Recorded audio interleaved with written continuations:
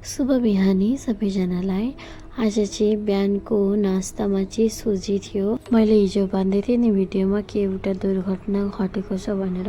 आज चाहिँ म त्यही दुर्घटना घटेको कारणले चाहिँ कहाँ जाँदैछु भन्दाखेरि हस्पिटल जाँदैछु। आज चाहिँ अब लाइफमा फर्स्ट टाइम भन्दा पनि हुन्छ हस्पिटल चाहिँ म एक्लै नै गइरहेकी छु।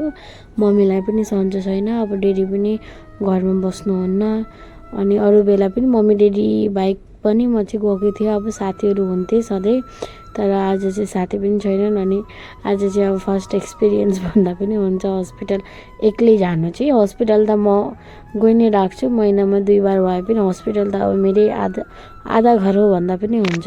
बिमारी चाहिँ यति हुन्छु नि म चाहिँ अब हस्पिटल आइपुगेर पनि नाम एन्ट्री गराउँदै थिएँ। आज चाहिँ पेसेन्टहरू त्यति हुनुहुन्न थियो अनि आज चाहिँ छिटै नै भयो भन्दा पनि हुन्छ। अब चाहिँ म जाँदैछु डक्टरको त्यहाँ। अब आफूलाई चाहिँ थाहा छैन कहाँ बस्नुहुन्छ डक्टर भनेर। अनि म चाहिँ भन्दै थिएँ यहाँ अब के भएको छ मलाई भनेर। उनी चाहिँ मलाई के भएको भन्दाखेरि हिजो चाहिँ आमा घर गएकी थिएँ नि, त्यहाँ चाहिँ छेउमै अब बडीको घर छ। अनि आमा घर गएकै छु, जब बडी घर पनि पुगेर आउँछु भनेर गएकी थिएँ दिदीसँग बोल्नु। दिदी हुनुहुन्छ, म र एनी चाहिँ गएका थियौँ। अनि एनी चाहिँ उता अर्को दिदी घर पस्यो, म चाहिँ यता आएकी थिएँ पानी खान्छु भनेर। छिटो पिउनु चाहिँ यत्रो महँगा पर्छ भनेर मलाई यसो थाहा पाएको भए चाहिँ म चाहिँ पानी नै पिउँदिनँ थिएँ होला। मलाई चाहिँ दोरा कुकुर एकदम आए कि बडी घर कुकुर पाल्नु भएको रहेछ, मलाई चाहिँ थाहा थिएन। अनि दोरा कुकुर आए अनि मलाई चाहिँ एकदम टोक्ने कोसिस गरेँ। टोक्नु त सकेनन्, बडोहरू आउनुभयो छुटाउनु। अनि बडोहरू आधा छुटाउँदाखेरि चाहिँ अनि यस्तो तान्निने हुँदाखेरि चाहिँ कुकुरले चाहिँ 2 जग्गा नगायो। किस्मत खराब भनौँ कि किस्मत फुटा भनौँ कि अहिलेको टाइमै खराब चल्दैछ मेरो भन्नु, खोइ मलाई नै थाहा भएन त्यो कुरा चाहिँ। अनि म चाहिँ यहाँ रोकिरहेको थिएँ इन्जेक्सन हानिदिन्छ भनेर। इन्जेक्सनहरू चाहिँ लगाएँ, त्यसको क्लिप चाहिँ अब के राख्नु राख्यो। मेरो घर यहाँ त्यति भने अनि कपडा हिसाब भनौँ अनि त्यसपछि बोल्ने अनि के भने हाँसेँ एकछिन। डक्टर नर्सिङ मान्छे थिएन धेरै मान्छे थिएनन् भन्नु पनि हुन्छ। अनि म चाहिँ यहाँ किचनतिर आएँ काकीसित बोल्नु भनेर। अनि काकीले चाहिँ यो लगिदिए त मम्मीलाई चिया भनेर दिनुभयो। अनि मम्मीलाई दिएँ। सेम टु सेम नाइटी किन्नु भएछ हामीको जस्तो। हामीले पनि दोहोरा ल्याएको छौँ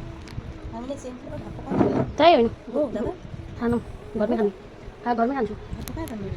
भात पकाइ भन्दा पनि हुँदैन, हामी घरमै खान्छौँ। हामी काकी चाहिँ आउने बित्तिकै भात पकाइदिइ हाल्नुहुन्छ। कस्तो माया गर्नु पर्छ मलाई गर्नु न म माया गर्छु नि। कति भन्ने त छोरीले माया, अब छोरीले माया गर्दैन नि, कति माया गर्छन् गर्छन्, बयान गर्न सकिन्छ। छोरी भनेको कस्तो वस्तु हो, लक्ष्मी, घरकै लक्ष्मी। चाहिँ हेर्नु न कस्तो खतरा डिस्कसन चल्दैछ। मैले चाहिँ अघि यति फुल देखेको थिएँ बडी घर। अनि बडी घर आएकी छु फुलको डाल माग्नु। मलाई चाहिँ फुल भनेपछि यति राम्रो यति माया लाग्छ। अनि डालहरू लिएर चाहिँ म चाहिँ हजुरआमा घरबाट निस्किएँ। अनि मम्मी पनि मसँगै अघि जानुभयो। अनि हामी चाहिँ घर फर्किँदैछौँ। अब घर आएर चाहिँ ड्रेसहरू चेन्ज गरिसकेँ। अनि म चाहिँ फुलतिर लागेकी छु, किनकि मैले अब फुलको डाल यत्रो ल्याएकी थिएँ। अनि पहिलाको फुलहरू पनि आएन न कस्तो लेत्रा भएको छन्। हावा पानी आएर यत्रो दिन हावा पानी आएर सबै फुलको टापहरू लेत्रा भएको छ। अनि म चाहिँ फुलको टापहरूलाई पनि नुहाइदिँदै थिएँ।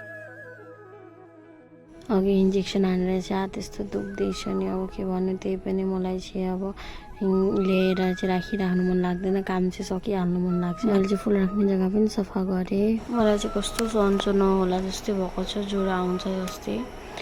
अब आजको लागि चाहिँ यति नै। भोलि फेरि हामी भेट हुनेछौँ अर्को एउटा नयाँ भिडियोमा। तब तक के लिए चाहिँ बाई बाई। धेरै माया गर्दै गर्नु होला। Thank you for watching.